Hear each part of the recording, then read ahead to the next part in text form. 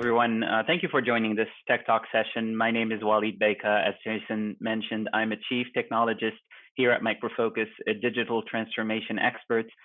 And I'm very motivated today and excited to talk to you about digital transformation, or DX, in the context of enterprise DevSecOps.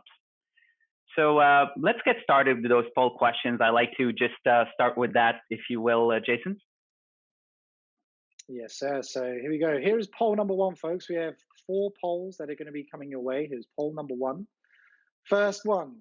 Between 2020 and into 2024, the worldwide total investments in USD and digital transformation initiatives will reach. This is all based on what you feel, guys. It's obviously not asking you for your own experiences, what you believe. Digital transformation initiatives will reach. We'll let this poll run for another 15 seconds or so here, Walid, and let the answers come in before we share. Let's get this going for another 5, 4, 3, 2, and 1. So results for the first poll. 65% believe digital transformation initiatives will reach 3 trillion between now and into 2024. Good to go for the next one? Yes, next one. Okay. Oops. Next Actually, poll. Jason, do we get to show the actual response here, or we'll show later at the end? Yeah, we've got these here, folks. So here, if we share the results, you should be able to see that, Walid, and all the attendees should see that here as well. Okay. Thank you. Okay, no worries. So poll number 2, folks. Top reasons for halting digital transformation. Let's launch that poll. 62% of organizations who embarked on a digital transformation journey report that their transformation came to a halt or stalled at some point or another. Top reason being poor strategy, skill gap, scale, or budget. Let's let this run for another 10 seconds. 9, 8, 7, 6, 5, 4, 3, 2, and 1. Okay, and we'll share those results here as well, Walid. Can you see those? Poor strategy, number 1, 36%. Okay. Moving swiftly on, folks. Poll number 3, economic gains. Digital transformation and a focus on customer experience can lead to economic gains up to 10%, 20%, 50%, or 70%. Let this do another 10 seconds. 9, 8, 7, 6, 5, 4, 3, 2, and 1. Excellent. 50%, Walid. I'm hoping you're taking a note of these, and I'm interested in your thoughts on this after. And then the last poll, folks, before we kick things off, is around DevSecOps. So, what is your top challenge in current digital transformation initiatives, more specifically DevSecOps? Resistance to change, existing skill set or inability to find the right talent, what technologies, tools to choose or adopt, too many blockers for advanced automation orchestration, how to handle legacy applications, or no challenges at all. We'll be interested to see if anyone says no challenges at all here. Let's go for another 10, 9, 8, 7, 6, 5, 4, 3, 2, and 1. And there we go. Quite Excellent. even on that one. 23% resistance to change and 21% existing skill set. So, do you want to launch into the presentation here, Walid? Yes.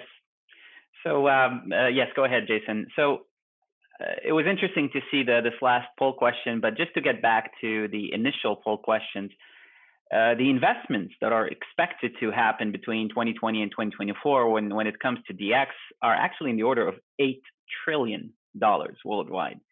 So most of you, I think, answered 3 trillion. So $8 trillion. The second one is what is the top challenge, right? It's actually scale. I mean, there are several challenges, but scale is the top challenge. And what I will talk about this in my presentation, but most organizations are actually already doing digital transformations and they have made some progress. But when they try to scale that to the entire landscape, this is where things get complicated. And most of you, the other poll question, you got it right. 50% are the economic gain are projected to be when somebody does these transformations right. So there's a lot to be said. So let's get started with this presentation. And next slide, please, Jason. So when making references to DX, we can all relate to changes that have profoundly impacted the way we interact with services we need as consumers and their respective technologies. The same way banks gave way to ADMs and ATMs continuing to fade in the background, giving way to mobile transactions, for instance, the technologies and processes behind this evolution also pushed for a new type of information technology practices, right? Digital transformation are very disruptive, so we have to also adjust the way we look at IT. Next slide, please.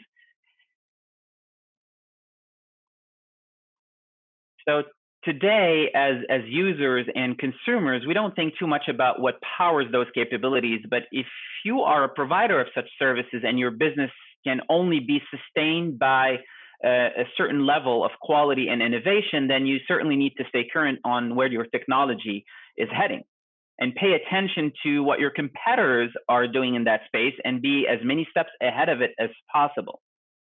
But let's take a step back for a minute. We'll explain more on the next slide, please. Digital transformation are complex. We're talking about people, processes, technologies completely turned upside down.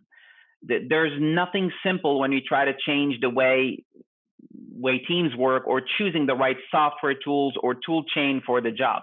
And certainly making a decision around what is the right infrastructure to use to run these applications that you so depend on.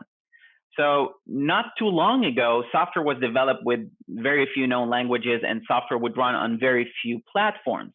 Today, software run to power a coffee maker as much as it power the International Space Station and everything in between. So we can't ignore the trends nor ignore what customers expect. I'm not here to convince you that you should modernize your business. If you haven't, you wouldn't be in this session. But most organizations are already on a DX journey, as I mentioned before, but the challenge is how to do it at scale. What is that perfect model that can handle not only modern applications, such as mobile, for instance, but also existing applications or legacy applications? I mean, what do you do with mainframe applications? What do you do with releases that include multiple pieces of technologies and have particularities and feed them? Your customers expect you to use the latest and the greatest. 85% of them say that the experience is just as important as the products and services you sell. So just imagine what would your reaction be today if you visit a website that doesn't have a responsive UI capabilities, for instance. You'll be quick to conclude that this was developed by amateurs or haven't been updated in 5 years. So we all expect our services providers to use the latest and the greatest.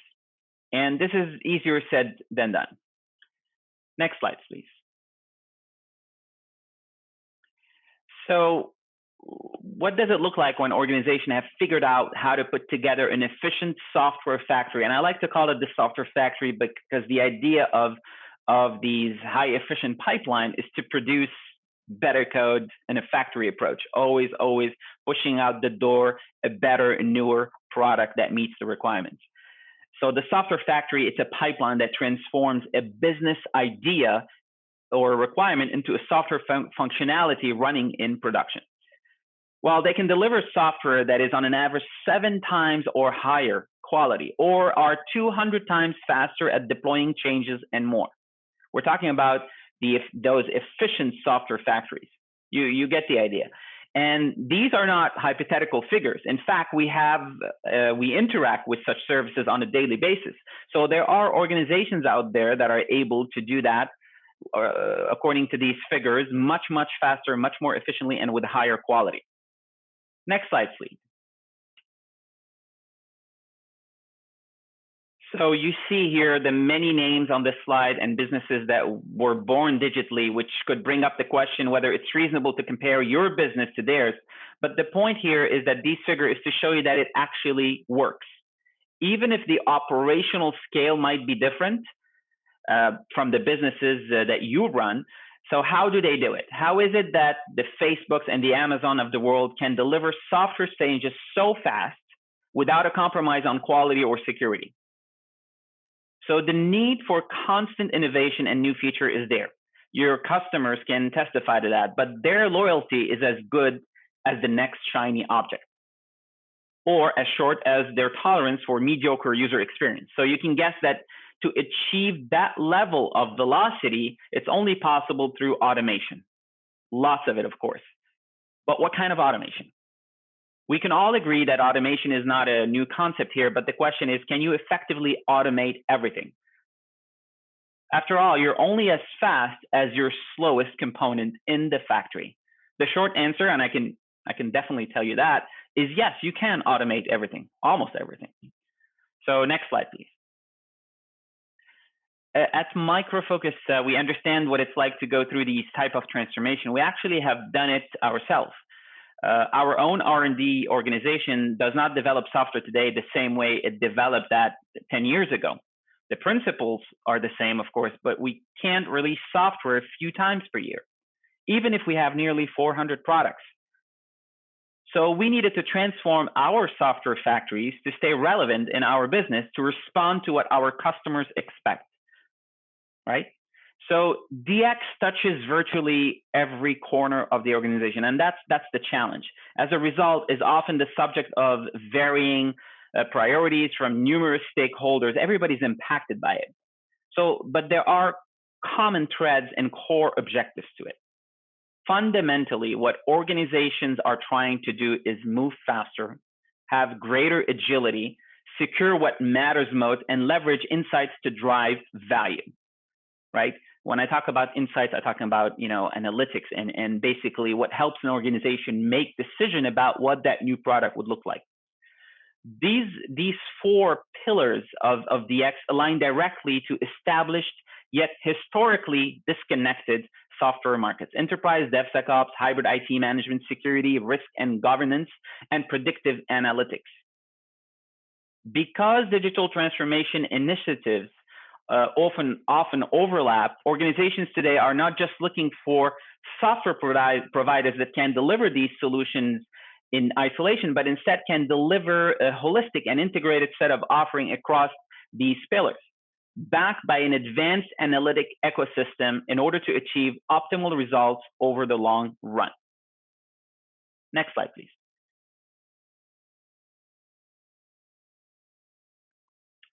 And this is it's easier said than done, and I'll talk about the challenges, right? Fundamentally, any pipeline can be mapped to the basics of any SDLC process, software development lifecycle process: plan, build, test, release, and operate. So if you don't address each of these components individually and then holistically, you will not reach that velocity and efficacy that you want. You want to ensure that the work you're doing is always aligned with what the business needs, right? You want to eliminate or reduce manual effort. You want to depend on system and workflows to decide if a change is worthy of making it to production versus waiting on someone to say so. And while you can't completely eliminate incidents that may happen in production, you want to have the best framework to prevent and minimize such events. Things will happen in production, but the difference between a mature organization and one that has not yet reached that level of maturity is the way they handle these incidents. Having said that, Micro Focus, we have taken all of this and came up with a model, a working model. We call it a blueprint that demonstrates what an optimized pipeline looks like. Not in theory, but an actual software factory built using that blueprint. In other words, we've taken a look at what that model pipeline would look like. What are the tools are in it? What are the processes? And what is that factory floor is going to be composed of? And we built something that you can actually work with. Next slide, please. So I'm excited today to share with you what we at Micro Focus have built to accelerate digital transformations. So what that means is that if you want to start on a digital transformation journey, you want a way to transform your IT to adopt a software factory approach, you're going to have to do a lot of research and look at a lot of things before you come up with that model. So what we've done here is we build a reference implementation. We refer to it as the model office. It is a reference implementation, a blueprint that incorporates all the relevant technologies and capabilities that allow businesses and their software organizations to manage and operate those high velocity and high quality software pipelines. When we put this accelerator together, we considered all of the components you see on the screen here factored in today's trends in IT, such as leveraging concepts like infrastructure as code, containers, self-service capabilities, and more. But more importantly, paid attention to what our customers are looking for, which is help them build software factories that can deliver software changes at lightning speed without a compromise on quality and security. So you want to go fast, but you don't want to compromise the quality of your product, and you certainly don't want to skip any steps that would put your product at risk or open or put vulnerabilities in your product. And it doesn't end there, though. The software also needs to be monitored and operated with the same level of efficiency and quality. Things will happen in production. I mentioned earlier, it's a fact. But with an integrated and automated pipeline, it does not matter where an action must be taken. The right pipeline brings velocity, quality, and security and more from start to finish and accelerate the way a change must be implemented and delivered, whether a change is based on a new requirement or as a result of an incident that happened in production. In other words, your reaction time to an incident can also be accelerated by that same tool change. The minute you find something is wrong, you have the ability to quickly turn things around. Next slide, please. So I talked about model office, I talked about blueprint, I talked about an accelerator, but what exactly is that, right? So I'm excited to present you the Microfocus DX Accelerator, the Digital Transformation Accelerator, the blueprint of enterprise DevSecOps. It is very important to keep in mind that word blueprint. The first thing you'll notice is that this is not a view about software tools. This is more about the software lifecycle itself, capabilities, and personas. We've all heard about the continuous use cases of DevSecOps, but what's in them? And how do they relate to one another? So some use cases are more talked about, more popular, some are more subtle. For instance, what is continuous security? Or what is continuous planning? How can planning be done continuously? Both use cases fail to imply agility because, planning takes time and security is not something that you can really accelerate, right? Yet they can be. They can be accelerated. And they're accelerated by certain processes and, of course, later on by tools that supports those. So a deep dive in this context alone can trigger, a workshop for several days, but showing you this view here is to expose the level of analysis that a business must do in order to be successful in their transformation. I mean, look at this screen. Look at all the capabilities. We haven't even talked about tools yet. So before discussing tools, we must ensure that the capabilities that fall under each one of the use cases is really defined. More importantly, understand the linkage or the integration between the capabilities within a use case and capabilities in other use cases. An integrated DevSecOps pipeline is not just about extreme automation. It's a special type of automation. It's about integration and insight into every piece of data that the software development life cycle produces. Of course, nothing can make all of this real or relatable unless we add that final layer, right? The tools that can support all of this. So we had an infinite choice of tools, not only within our portfolio, we have 400 products, but also what's available out there. And we wanted to define what is that, I'm just going to call it perfect, but what is that right tool chain that can support all of this, right? What is that perfect tool chain for us? So just like any blueprint, the choice of material, in this case, the tools can expose advantages or disadvantages, but ultimately you want the finished product to look the same and meet your initial requirements, which means that your choice of tools might differ from the ones we have selected, right? It doesn't mean that you're not going to be able to achieve the same objectives. the best analogy here is you like the blueprint of a particular house, and this particular house is built in stone, and you decide that you want to do it in steel or entirely in wood, but you like the look. So you're going to probably make some changes in the blueprint, but ultimately it's going to look the same. You may add certain things, remove certain structural pieces, and that's really why we call it the blueprint. The focus is on the capabilities and the integration between the capabilities, which then integrate the use cases with one another, and the choice of tool, well, there's more flexibility there. Next slide, please. So we're talking about tools here. So this is the model office blueprint with an overlay of all the tools that make that possible. Of course, our model to chain, we put it together using, we had lots of choices from our own products. You can see many of the Micro Focus product, but with hundreds of products in our portfolio, we had lots of choices. But at the same time, you'll notice third-party tools, open source tools, even competitive solutions. The point of this slide here is not to convince you that you need to throw away everything you have in place today in order to succeed. It's only here to provide you with a reference. If your current tools fully support the outlined capabilities, have the ability to meet specific integration requirements, then there's no reason to replace them. Next slide, please. This is a special slide because I talked about some of the more subtle use cases. And I wanted to show you how do we use this accelerator by taking just a very narrow slice. So I'm taking the continuous planning. It's one of my favorite examples to illustrate this is the continuous planning use case. Continuous planning is about business agility. It's about turning a business requirement or an idea. It could be a new feature or a required fix, turning it into a plan and then a project, and then linking that plan to the execution of, well, the plan, right? So you have an idea, you turn it into a project, and then that project has to be executed.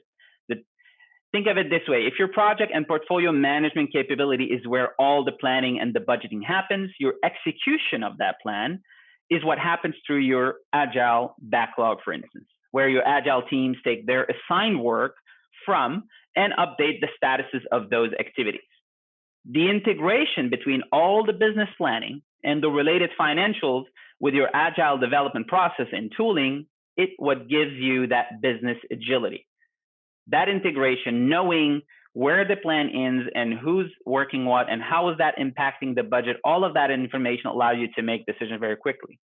So later on, you can find all sort of interesting metrics, the cost of quality, for instance, compared to the cost of development, or the cost of defects resolution and testing compared to the cost of production incidents that escalated into defects. Today, when you try to determine that, there's a lot of manual work that happens. You pull data from one system and another, and some people put things, in Excel sheets, and they compile the information because you see the overall budget, but you're not necessarily clear where each pieces of the budget is going. When you integrate the plan with the execution of the plan, the data underneath those two layers can now start making sense. And you can interrogate on the right or the left, and you get that information you want. Why? Because there's a certain structure to the information here, and there's a certain structure to the information here. I'll give you an example.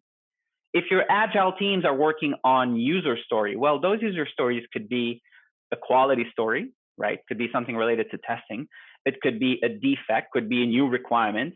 And this effort that is being put by those developers there translate into story points. So let's call them hours for now. At the same time, this is actually what is happening on the budgeting side. Somebody's paying for that effort. The integration between the two systems, the two data models actually have links in between them, allow you to do those interesting metrics, and that allow you to make better decisions. Next slide, please. One of the other questions that I get asked about, when presenting what a high velocity pipeline looks like, and again, this is another view of a piece of the what we call the model office, is around quality, user acceptance testing specifically. To benefit from automation, we can all agree that we have to eliminate as many manual steps as possible. So that brings up the question, what happens to UAT? Because user acceptance testing is by definition somebody actually giving the final sign off on a system before it goes to production. Well, you get that typical response, right? It depends. However, unless you have a valid reason, maybe a compliance requirement or a mission critical app that can only be released to production when a classic UAT process executed, then there's no reason to involve a person to certify that this application is ready to go to production. This slide here that you see demonstrates the rigor of the quality process because everything is automated, not the other way around. There's a misconception that if I automate, well, it's not as efficient as a person really looking at the application and having that human insight into what it's supposed to do. Actually, it's not true. Automation allows you to do more in a short period of time. Look at this exhaustive list of test types in every stage of the pipeline. As you move from left to right, from dev to prod, you are triggering various test types automatically. So the pipeline will run uninterrupted unless something fails, which will then implicate a person to investigate it. There are no shortcuts to quality here. It's just quality on steroids. It's smart testing. It's AI-driven tests and more. I mean, the quality process itself and all the testing and all of that was designed by people that determined that this is the level of verification or testing that needs to happen. So it's not that we're blindly trusting something that was not actually vetted by people. The point here is that leveraging automation, leveraging these fully automated processes and various technical capabilities allow you to do more quality checks, more validation that you would normally do with a particular group of people. Systems don't get tired, they don't get confused, they don't skip steps, they don't make mistakes. They only do what they were designed to do and programmed to do. So with the quality process like this, you can add as many verifications as you want, and it's not going to cost you more per se. You're not going to add more people. It's just those initial investment of standing up automation and then, having a good maintenance process. And you can get to those zero defect target in production, guaranteed. Next slide. So I can go on every aspect of the enterprise DevSecOps by taking one of these use cases and talk about the capabilities and the tools and all of that. And then this is why it would be a 2-hour conversation. But this is what the Accelerator provides. This is a result of many years of implementation and optimization. And it is not something that I can do a deep dive on in a short session like this one. It's also not something that is just on paper. This is not slideware, by the way. We actually, at Micro Focus, have such pipelines or integrated tool chains running in the cloud, on-prem, or a combination of both at the same time, and so on, to develop our own software, delivering thousands of deployments per month. There's a recorded video of it actually in action, a day in the life of a developer interacting with this high velocity pipeline will be added to one of the presentation you'll have, and then you can see this. But what we do here is for customers, we build variations of this blueprint. And when I say variation is because the first thing we do is we look at what the customer is doing from a software development lifecycle process. Like I said, most of you are already on a certain digital transformation, are already addressing and working on DevSecOps capabilities, but you're at the same time, like everybody else, including us, we face certain challenges, and we have questions about how to do this at scale. I mean, there is DevSecOps for mainframe. It doesn't sound right, but there are special tools that allow you to develop mainframe code the same way you would be doing if you were working on a modern application. Accelerators, plugins, special tools that virtualize the mainframe, and so on. And it gives you, at the end of the day, it goes back to producing that COBOL code, and it gets pushed to the actual mainframe. But if you can accelerate everything else and make it agile, then you're already much better than when you started with. So we're able to release software 20 times faster, more quality, and so on. And security. Let's not forget about security. I talked a lot about quality, and I don't really exclude, separate the two. Really, you saw in the testing slide that every quality check that was done also had a security component to it. Security scan, dynamic scan, data security, you name it. I didn't go into the tools, but all of that is there. When you take a closer look at these slides, you'll see that there's a lot of security checks that are part of the process, and it's all automated. Only when something fails that somebody is going to take a look at the information and see actually what failed. Otherwise, there's no reason to stop the pipeline for pushing the code all the way to production. I think this is before the last. So next slide. I think this is concludes the presentation. Here, I talked about that video that you can watch, and it's like a 16-minute video or something, but it just shows somebody having an idea about an application, and they turn that into a project and a plan, and then in backlog, and then a developer logs in the morning, and he sees what are the things he needs to work on, and it shows you what it's like for a developer to interact with a pipeline. The pipeline runs actually entirely in the cloud, but imagine you have 20, 30 developers, and they're all getting their marching orders every day. Everything's fall into their inbox. And what does this developer do? They take those requirements and they make changes to the code. But what they want happen is the minute they commit those changes to the repository, they don't want to be slowed down by anything. They want to have an environment available for them to test. They want to have dependencies of the application removed. They want to have test data ready for their testing framework and so on. So what that pipeline shows is that every requirement to push that idea to code to production has been accelerated by removing all the roadblocks, by removing everything that needs to normally happen manually without skipping any step related to quality, security, and more. So watch the video. It's fully narrated. It actually shows the tools that we selected. You'll recognize many of the pieces that you've seen in the blueprint here. And Jason, I think this is the end of my conversation here. I'll open it for Q&A. Fantastic. Well, thank you very, very much, Walid. Much appreciated. And we do actually have some questions. So just to quickly, I did mention in the Q&A to somebody, yes, we can share the slides, and also there will be a recording of this as well, so you can go back through and watch it. That will be shared once we conclude the event. But jumping into some of the chat here, so and the Q&A obviously that was going on.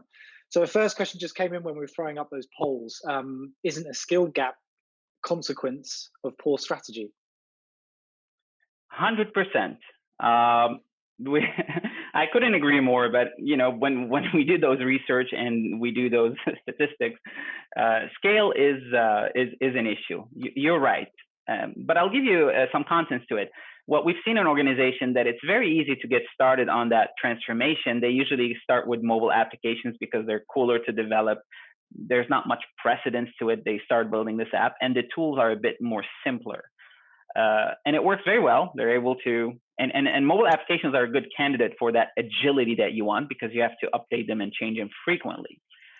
And then you're hit by the reality that you have applications that you've probably been carrying over since the 70s. So how do you do this? And I'm not going to sell you on, oh, it's all perfect if you take this and it's going to work for every single application. But the idea is to accelerate every piece you can to accelerate. I mean, I talked about accelerating how mainframe applications are developed. I mean, how cool is that, right? Yet, if you're Lockheed Martin and you're developing missile systems, okay, probably doing things fully automated without anybody, without a person intervening or having user acceptance testing doesn't make sense. But in many, many other situations, it does make sense to accelerate everything and everywhere you can. And that's what that reference implementation is. It gives you the model or the idea to where to act. First, you ask yourself, do I have the right capability? I'll give you an example.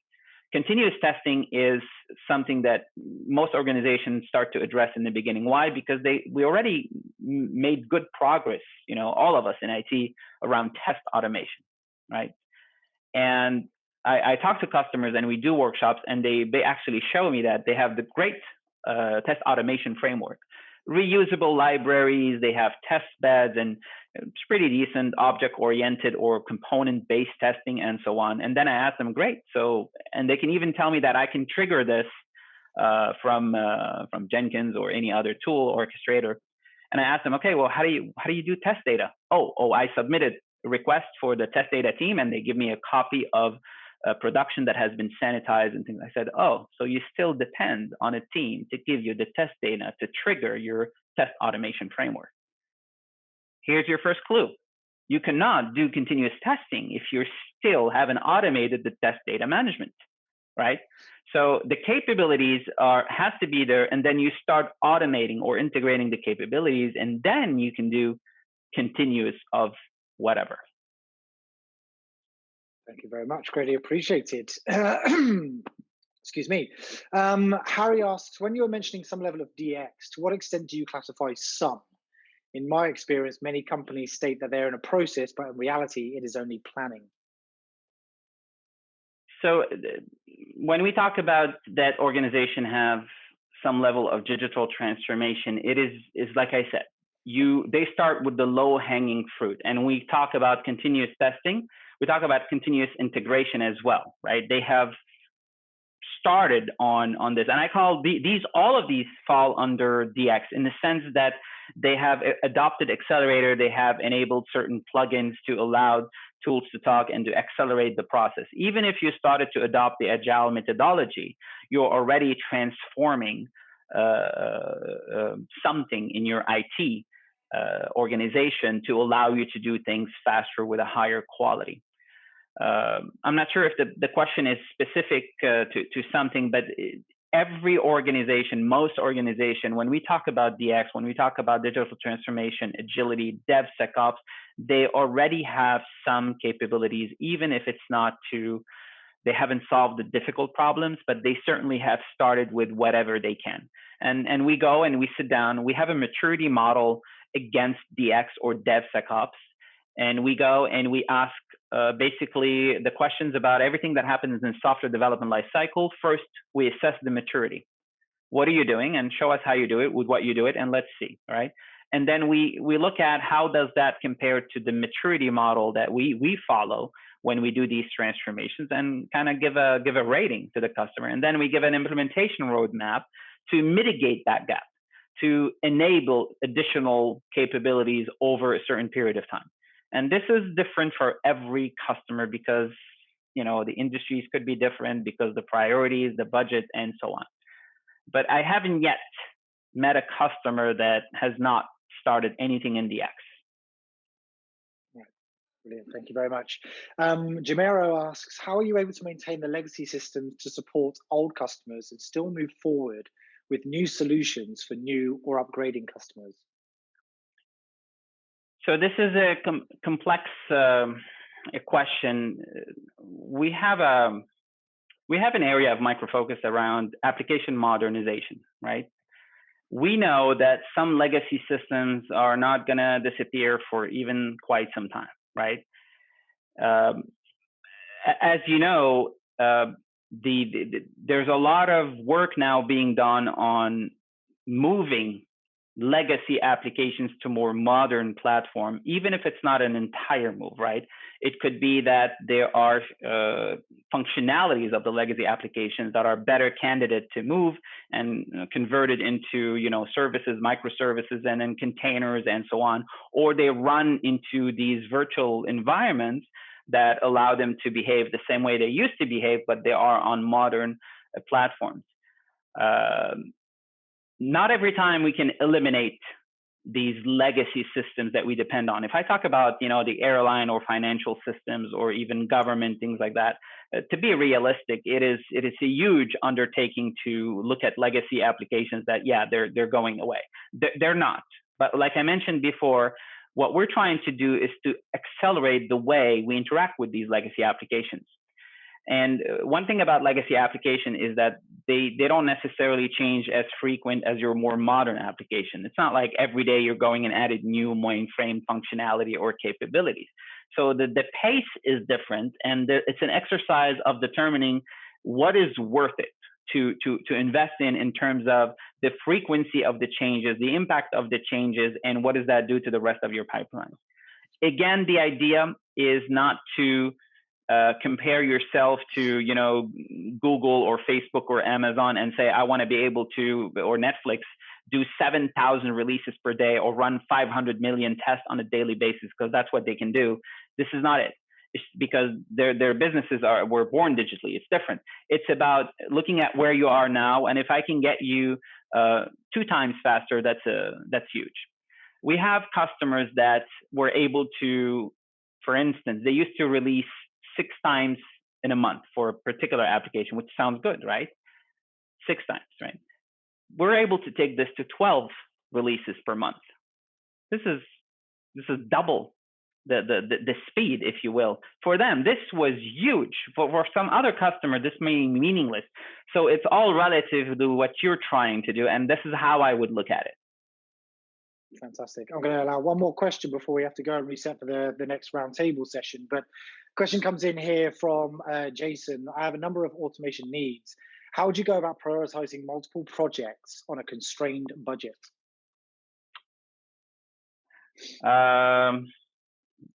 Budget conversations are not my favorite topic because there's little. Okay.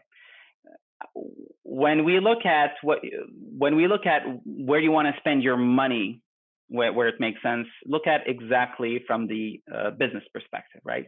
Every dollar you spend in IT today has to convince the business that it's going to do a certain return. So I would basically look at what is the most impactful to the business.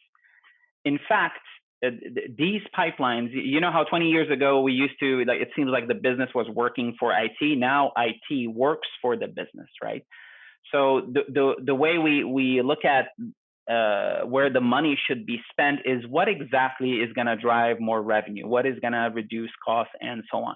So if you ask me about where would I spend the dollars related to automation, things like that, okay, well, look at the application that needs to be released the quickest, faster possible, because it's a lot of changes, but at the same time, it's an application that your business uses to stay in business, right? For instance, if I took an e-business or your online shopping portal or your mobile apps that allow people to shop against your online store and so on, all of that, to me, if this is what your business depends on, this is where your dollars should go in terms of automation, modernization, and so on. Everything else becomes really a bit of a personal exercise within your business, or what should be the priority, right? So I'm sorry, I can't give you a clear answer because it is very specific to the business objective where you would spend the money on, whether it's modernizing your automation, whether it's modernizing your development practice, whether it's better tooling, more integrations, more analytics inside AI. All of that is really depends what is the biggest priority. Fantastic. Thank you very much. Well, we have plenty more questions, but unfortunately we are out of time, folks. So I'm just going to say to Omar, to Ulysses, to Tim Kelly, and to Harry, thank you very much for submitting your questions. I have noted them down. Obviously, for those questions you have, please find Walid on LinkedIn and reach out to him. I know he'll be more than happy to answer your questions directly. Well, or join the roundtable in a minute. Walid's actually going to be one of the moderators for the roundtable coming up. As I said, folks, we're going to be jumping into a roundtable discussion all around avoiding shiny object syndrome. And some of these questions that you're actually asking will be very pertinent to that discussion as we start diving a little bit deep into that. Before we do that, though, I just want to ask the audience to join me in a virtual round of applause for Walid. Thank you very, very much for taking the time, sir, sharing that information with us and answering those questions that did come in. Thank you to all for participating, and thank you for everyone who was able to submit questions and get involved in the chat as well. It's really, really great to see. So thank you very much for your attention and participation. That brings a close to the first session and the opening session of this retail, e-commerce, and hospitality content week. As I said, we're now going to jump